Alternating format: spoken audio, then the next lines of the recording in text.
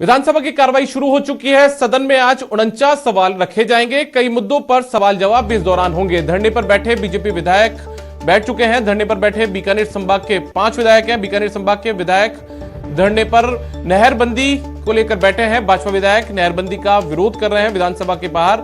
यह धरना 5 विधायकों की तरफ से दिया जा रहा है। धरने पर सरकार से नहरबंदी को आगे बढ़ाने की मांग, एक पानी और दिया जाए, इस तरीके की मांगे की जा रही है। किसानों को गेहूं, चने, सरसों की फसल वरना तबाह हो जाएगी।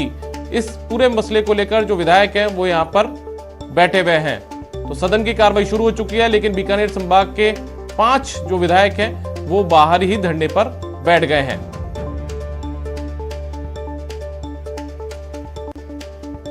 हमारे यहाँ मंगलवार तक का वैक्सीनेशन का डोज बाकी था। करीब 2.5 लाख लोग हर रोज उनका वैक्सीनेशन किया जा रहा है। तो मैंने नीति आयोग के सदस्य जो इस काम को देख रहे हैं, डॉक्टर पाल साहब, उनसे भी बात की थी। केंद्रीय स्वास्थ्य मंत्री हर्षवर्धन जी से भी बात की थी कि हमको इस महीने, मार्च के महीने में 60 लाख वैक्सीनेशन के लिए वैक्सीन चाहिए। उन्होंने भरोसा दिलाया कि हम दिलाएंगे।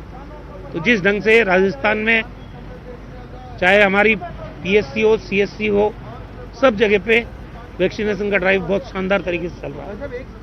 हमने यहाँ पर विशेष तैयारी की है। पूरे माननीय के हिसाब से हमने यहाँ पर सभी सुविधाओं का विस्तार किया है।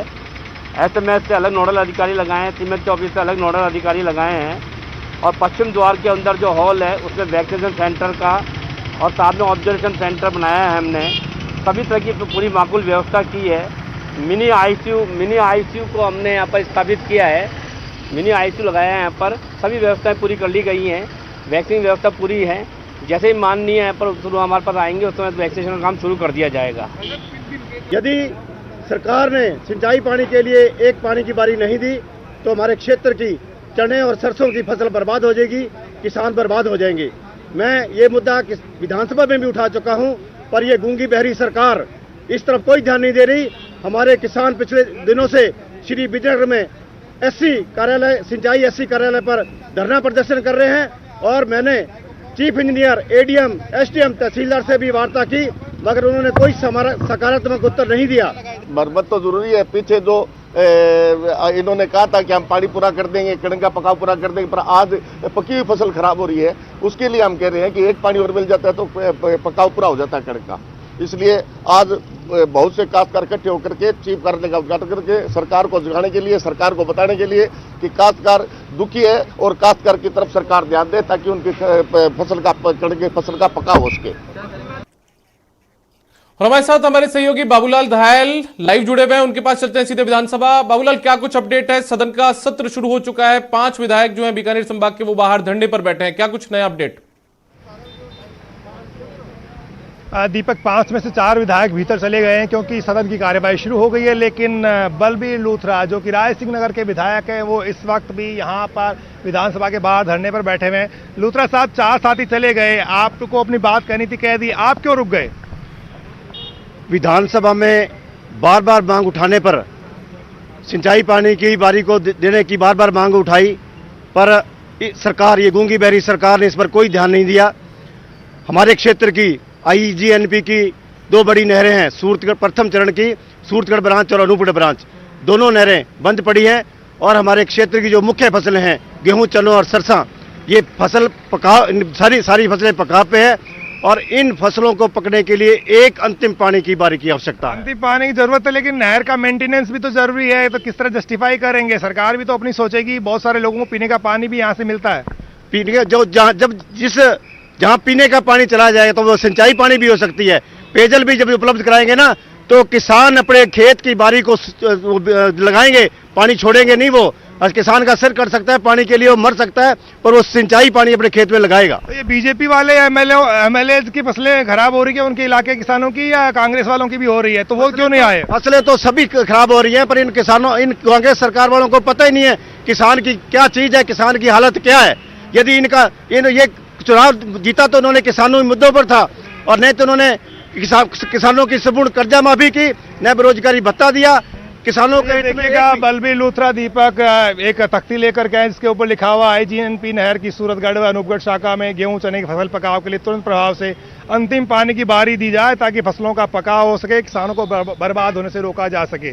तो इस तरह से चार और विधायक थे जो कि पीलीबंगा के, सूरतगढ़ के और नोखा के विधायक भी यहाँ पर आए थे और अपनी बात कह रहे थे, धरने पे बैठे हुए थे।